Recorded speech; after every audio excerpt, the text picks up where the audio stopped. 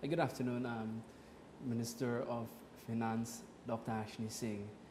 For the persons that were not following the session of the Parliament thoroughly, could you provide an update on what occurred, the different motions and orders that were discussed? Sure. So thank you very much, Godfrey, and thank you in particular for asking about the motions and the bills and so on that are currently before the parliamentary agenda. I think this is really a good initiative because it's very important for the public to be informed about the proceedings of their business, because the business that we transact in the Parliament is essentially the people's business. And so I'm really glad that you're focusing on and analyzing the proceedings of the Parliament. We have before us today a very extensive parliamentary agenda, with a number of items to be considered. The first is an amendment to the Fiscal Management and Accountability Act.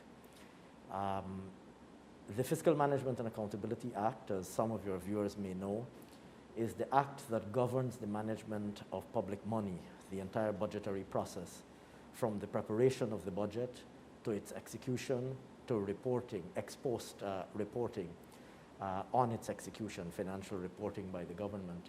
So essentially, it's the public financial management law of the country. That law has been in place since 2003. We had brought that law the last time that we were in government, and the law is a very comprehensive piece of legislation that provided a framework for managing public money and for being transparent and accountable with the management of public money. What happened is that in 2015, after we left office, the APNU AFC government made some amendments to that law. And the amendments to that law created a number of anomalies, inconsistencies, and conflicts with the Constitution. These include such anomalies as removing from the purview of the executive, the Ministry of Finance, certain parts of the budget, parts of the budget that related to constitutional agencies. And by so removing from the Minister of Finance the responsibility for tabling in Parliament the budgets of the constitutional agencies, that act itself conflicted with and collided with other provisions in the Constitution that require the executive, that require the government to table in Parliament estimates of the revenue and expenditure of the state. So there was, to use a mild word, there was an anomaly. To use a slightly strong word, there was a conflict with the Constitution as it relates to the submission of the budget. But in addition, and more significantly perhaps, or even more significantly perhaps, what that created was a situation where the Parliament was being asked to pronounce on a significant part of the budget without viewing the entirety of the budget or without viewing the whole of the budget. And that meant that Parliament was not in a position to make informed decisions. Because, of course, if you're presented with the expenditure budgets of a subset of agencies, but you don't know what the overall macroeconomic framework is, you don't know what the overall growth in the economy is going to be, you don't know what the overall revenues of the country are going to be, you don't know what other expenditure needs are, you don't know what the financing available is, then you're essentially being asked to make decisions in blind or in the darkness. And so this essentially created a dysfunctional situation where the Parliament was being asked to approve budgets for agencies without adequate information to make an informed decision. And this problem was highlighted by the PPP, by PPP MPs over the years. In fact, I quoted in the Parliament in my opening statement on this bill that then Member of Parliament, Ms. Gail Teixeira, now Minister of Governance, Minister Gail Teixeira, at the time, Minister Teixeira spoke extensively on the fact that we were being asked to consider and vote on budgets for constitutional agencies with absolutely no information on the macroeconomic realities that surrounded the budgets that were under consideration. She raised this matter as a matter of grave concern. In addition to that, by fragmenting or breaking up the submission of the budget, by separating the submission of constitutional agencies from the rest of the budget, that itself created a conflict with Article 222A, which explicitly said that the budgets of the constitutional agencies shall be considered in the process of determination of the national budget. So that there was also a collision with the Constitution, the very article that was intended to preserve the autonomy of those entities. That very article was now being collided with. So this bill seeks to correct that problem by removing this requirement that the budgets of constitutional agencies be submitted separately from the budgets of the rest of the government or the rest of the state, and instead requiring, as the Constitution intended and as the constitutional states, requiring the budget now to be submitted as a singular whole, including the constitutional agencies.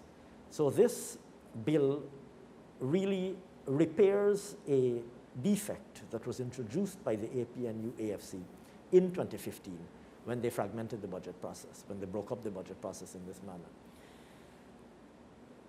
More, I would say probably more important, in terms of the effect of this, or why it matters because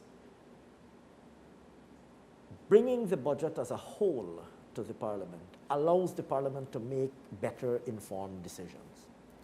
Bringing the budget in parts, and in particular bringing some entities' expenditure budgets without a view, without affording the Parliament a view of the government revenues, is really asking the Parliament to make meaningless decisions, or creating a situation where the Parliament is forced to make uninformed decisions.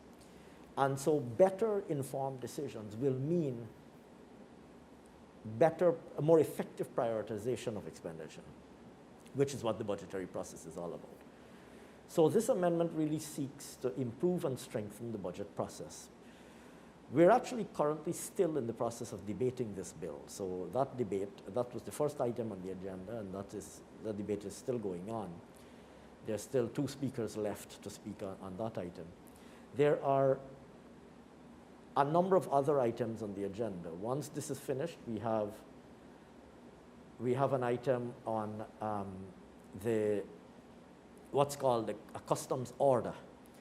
That customs order is intended to bring into force the UK CARIFORUM Economic Partnership Agreement.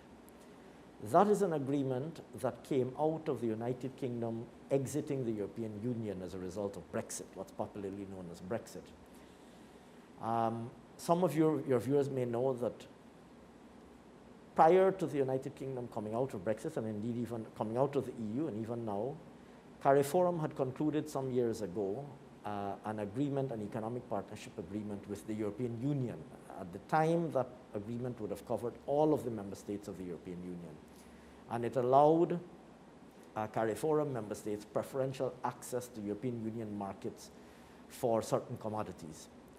When the UK came out of Brexit, the result was that the UK was no longer a party to the EU CARIFORUM Economic Partnership Agreement. And by virtue of the UK no longer being a party to that agreement, the benefits associated with that agreement, particularly preferential access to certain markets and the ability to trade these particular commodities, the particular commodities that are affected with the UK, would have been affected.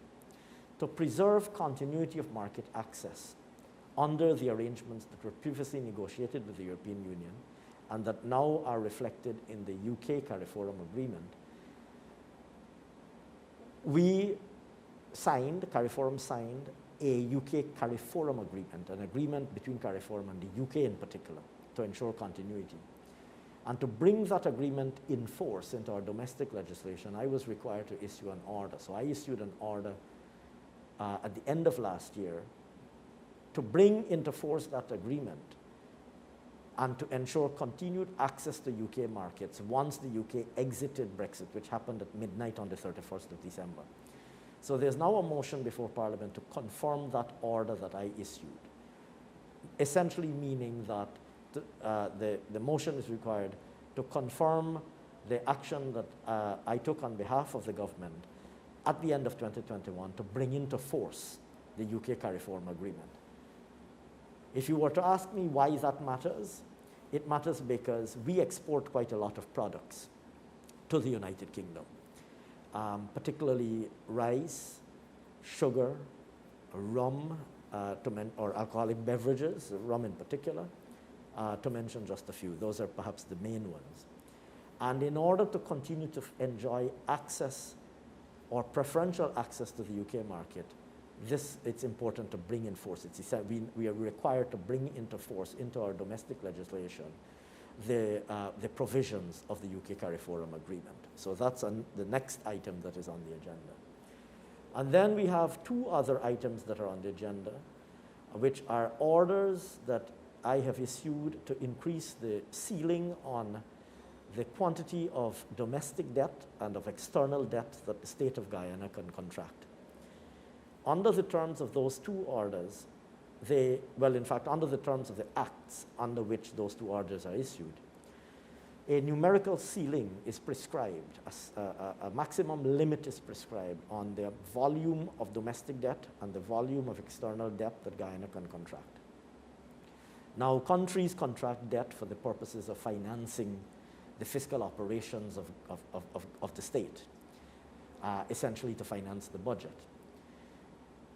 In the case of the limits that were in the law, when we came into government, what we discovered was the previous APNU AFC government had already accumulated so many liabilities that were those liabilities to be liquidated by way of government borrowing as they should have been, the ceiling on domestic debt would have been violated.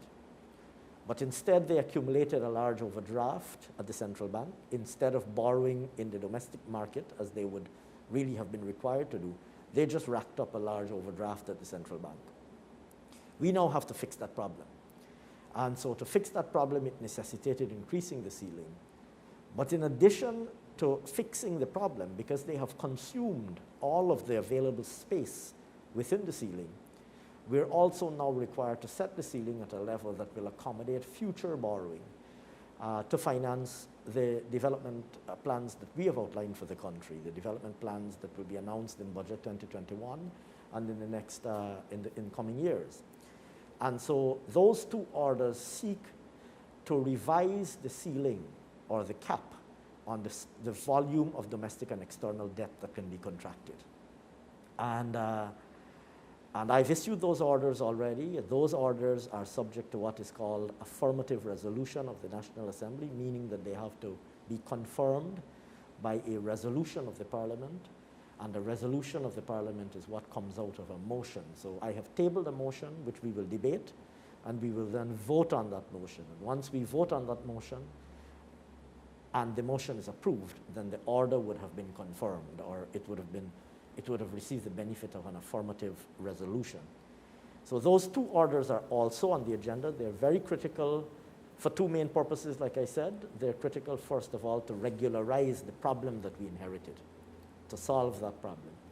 And secondly, to create space for new borrowing in order to finance the fiscal operations of government going forward.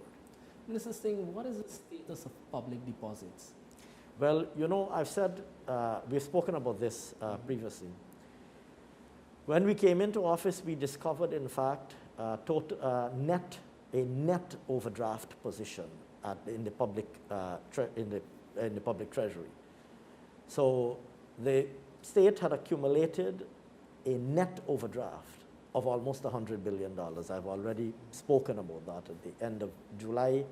The net overdraft, which means the overdraft offset by whatever positive balances were in the bank account, were in the various government bank accounts, accumulated to nearly $100 billion. In addition to that, additional expenditure had already been incurred, additional checks had already been cut, additional commitments and contracts had already been issued that would have added on top of that tens of billions of dollars. And so we are dealing with here an overdraft that is effectively significantly more, even more than the amount that we had identified at the time we came into office. At the time we came into office, we observed a net overdraft of $93 billion. When you take into account, in addition to that, the other commitments that had been made and the other payments that had been made and contracted that had not yet hit the bank account, you're really looking at literally an overdraft of more than $100 billion. And we now have and then of course we had activities that were financed for Budget 2020 that would have in addition resulted in additional financing needs. And so we now have to fix that. In total, I would say that it really was a very dismal situation that was inherited. The Treasury was not just empty, but it was in the red. And we have the dilemma now of having to fix that, which is what has necessitated this order. And like I said, on top of that, the government is committed to implementing a number of initiatives aimed at improving the lives of the Guyanese people. Minister, and finally, Budget 2021, can you confirm that it will be presented in February? I can confirm that it will be presented in February. Very shortly, a date will be announced. But we're also still in the process of work. There's still a lot of work to be done on it. We're still engaging with stakeholders. We're meeting with stakeholders right now, and we will be meeting with more stakeholders to ensure that we get the benefit of the broadest possible range of views. That is ongoing literally as we speak. And then once we conclude the budget, it will be tabled, and we're still certainly working for a February date. Thank you very much, Minister. Very good. Thank you very much.